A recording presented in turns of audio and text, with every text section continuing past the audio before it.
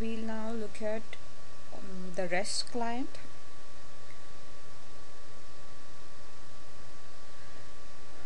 So we have a sample WADL file here, which we got from the EBI website. However, there is no link on the internet to the WADL file. It's on a web page, so we had to save that WADL file as a local file and use it instead. So it's just a prototype of how a REST client would work if a WADL file were available. So we just put in the link of the WADL file here and clicked on execute. What this step does is it'll give you a document which gives you all details about the file, about the REST web service. Gives you details about which inputs it takes, what sort of inputs it takes, so it'll have some examples there as well. Of course, it goes without saying that these examples have to be supplied in the WADL, otherwise we can't extract that information from there. So let's look at our WADL file here.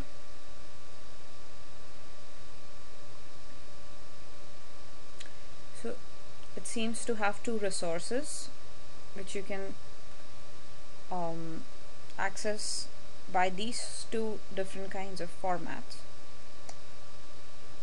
The inputs for the first are DB and ID, both are of string data type. These are some sample values that it takes.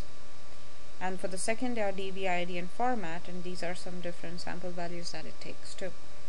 So we have this information, and now let's go to a REST client.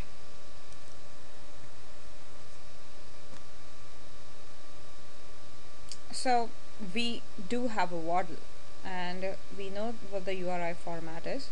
We just take the base URI format, the part of the format with a part of the URI which does not have the parameters given. So this is what we'll select.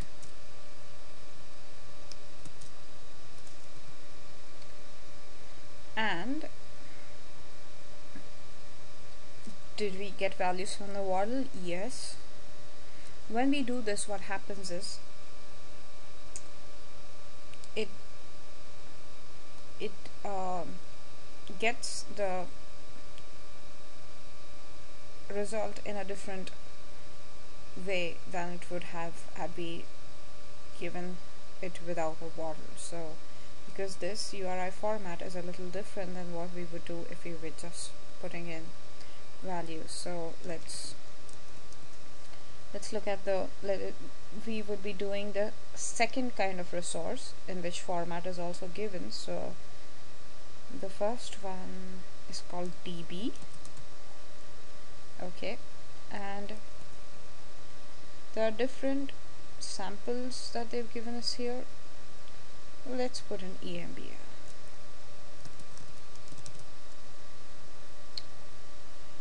And the second is ID. So you put an ID here.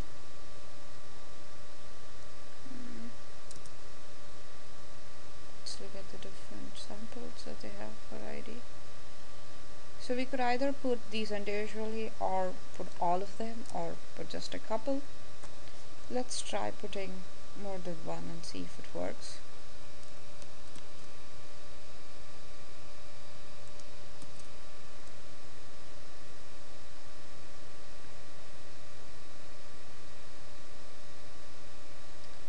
The last one was format,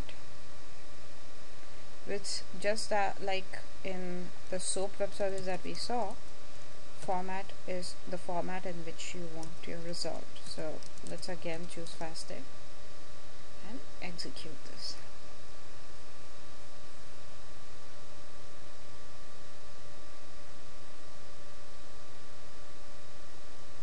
If everything goes well, that should give us a file which has sequences of those two different IDs, and looks like we do have that. This is one, and this is the second.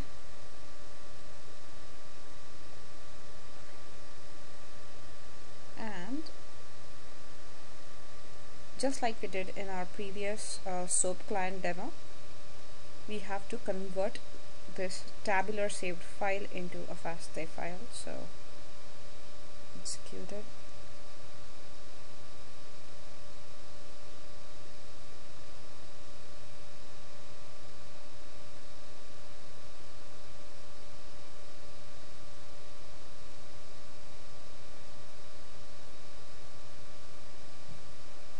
Okay, so now we have this proper FASTA formatted, saved as FASTA data file here. We can do further manipulations on it using different FASTA manipulation formats. We could put it as an input to a tool which requires FASTA, etc. So this is how our REST client works. Now if we didn't have the WADL, we would have to find out the inputs from a different source. So many times when the REST web service does not have a WADL, the website on which you've been given the link to the web service, so you would be given the link of the web service on some website, on some resource. Generally on that resource you would have some sort of description given about that REST web service. What inputs does it take, what data types are those inputs, and so on and so forth. So unfortunately, in absence of a WADL, you would have to go through that website to look up the different data types and the inputs that the web service takes. Now we will demonstrate also how you run the REST client when you don't have WADL. What you do is, whatever URL you have, in this case we have a URL which is, and you don't click on this checkbox.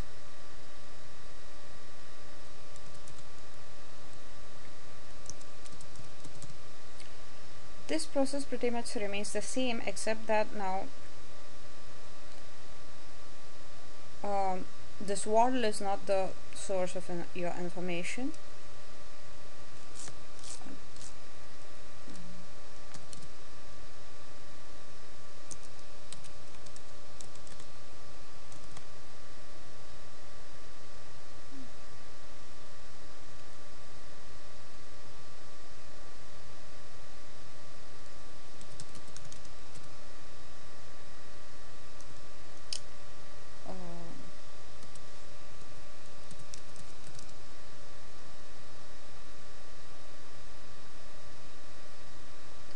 Some web services have the style option, some don't. But in any case, they would have a default. But in this case, we know that we don't want it in HTML and raw, so we'll use it.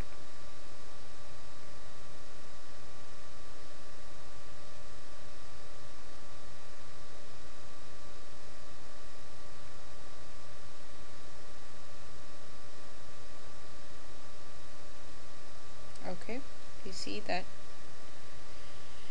did give us a result in that case as well.